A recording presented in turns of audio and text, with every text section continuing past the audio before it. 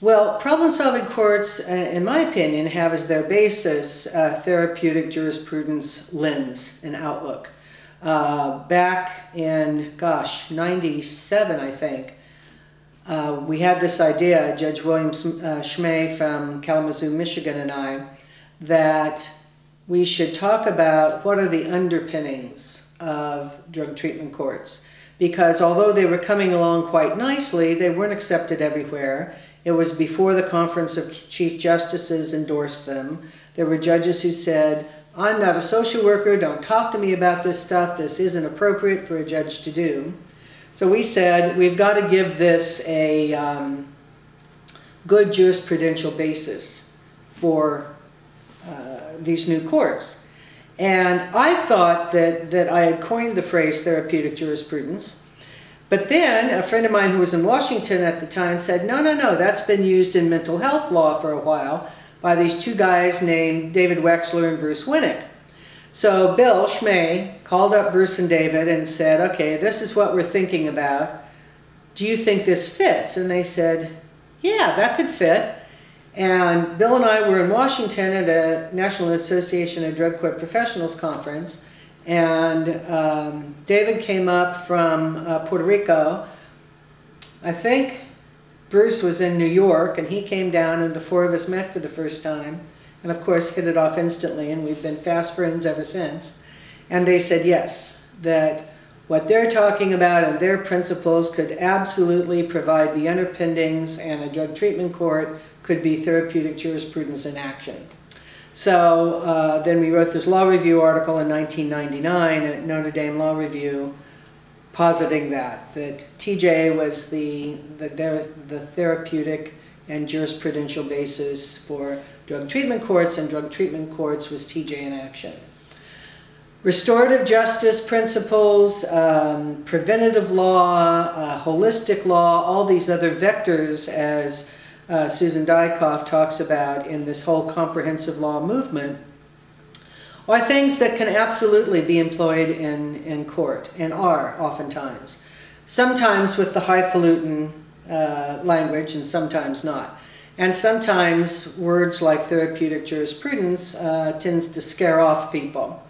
So it doesn't matter really how you phrase it, as long as you're looking at the similar principles and doing things that, if you can, without violating principles of due process, equal protection, you know, things we hold dear, constitutional principles. If you can find a way to do something that has a therapeutic effect rather than an anti-therapeutic effect, and it violates no constitutional principles, why not do something that's therapeutic? Makes sense. Well, I guess it was maybe 10 years ago now. A friend and I were in Washington, D.C. for an NADCP conference. And we hadn't seen each other for a while, and so we got caught up on the kids, the grandkids, what books have you read, what movies have you seen, and then we started talking about our drug courts. And we talked and talked and talked and talked. It's getting later and later. Geez, we really got to get to sleep. This is, you know, we have an early meeting in the morning. So we shut off the light and say, oh, one last thing. And we talked and talked. We talked till 2 in the morning. And that whole weekend I was watching judges, I was watching prosecutors, probation officers. Every break we'd have, people were talking and intense and engaged and excited. And I said, you know, I've never seen judges get excited like this over summary judgment. So there's something different about the way people are behaving around drug treatment courts than other court business. So a colleague, Dr. Deborah Chase, and I designed a questionnaire, an instrument, and we passed it out various places. And the first two groups we compared were drug treatment court judges and regular family law judges. To our non-surprise, the drug treatment court judges were much higher in job satisfaction on every single scale than the regular family court. Then we added unified family courts, which is a TJ approach court to family law, where it's one judge, one family. The judges have cross jurisdiction so that they can deal with traditional family law, juvenile orders, if there's a criminal case, everything gets bundled together and said, okay, how can we intervene with this family to help them solve their problems?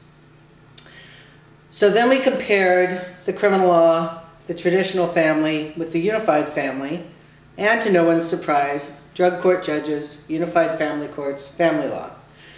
So then we did the fourth group, which was traditional criminal, and now we're just about to write up the article on comparing all four, which will be in the Family Law Quarterly in 2009. The first one was in Court Review, which is the publication of the American Judges Association. The second was in Contemporary Issues in Law, which is a publication out of the United Kingdom, and this will be the third one. And again, it was drug court judges. Some of the questions were 100%. Do you believe people can change? Have you witnessed change? Do you think that it's appropriate for a judge to intervene in this kind of situation? Those kinds of things. I defy you to get 150 judges together who will agree on anything 100%, except they did in the drug treatment court judge survey. So what was the most surprising thing, we knew, or we had observed, that a judge could have a positive effect on a litigant. But what we didn't guess was the litigant's change having such a positive effect on the judge. And not only did the judges believe people could change, but if they perceived that the litigant was grateful for the help they were receiving, their satisfaction went up. You also saw behavioral changes in the judges. They stopped smoking, they stopped drinking, they started exercising, they started doing other things that were healthy for them based upon their assignment, which is, pretty amazing. So the judicial satisfaction work is interesting for a number of reasons, not only because of the problem-solving court and the therapeutic jurisprudence, benefit, but also because there's not much done on judicial satisfaction, as you can imagine. Like, you guys wear the cute robes and you get the good parking place, and what do you have to be dissatisfied about? But judges are, in general, not the happiest little group around. High job stress, lots of isolation, danger, horrible things, vicarious trauma, because when you're hearing those cases day after day, you come home and, you've had a kid in court who's 5 years old has been molested. It doesn't make for a very happy day. So the little bit that's been done on judicial satisfaction, and there's a lot more recognition now of looking at that issue, because when you have a burned out judge on the bench, it affects everybody in the courtroom. It affects the quality of justice, I think. And so it's an important area, and it was a fun area. We're now through. That's the last survey we're doing, Deborah and I. So when that's published, like I say, in the spring of '09, that will be the end of our judicial satisfaction. We'll have to find something new to discuss or figure out. But it was an interesting project to see that through with all four groups. I'm real interested in helping people put together systems that promote this. So I teach judges at the National Judicial College and in different states.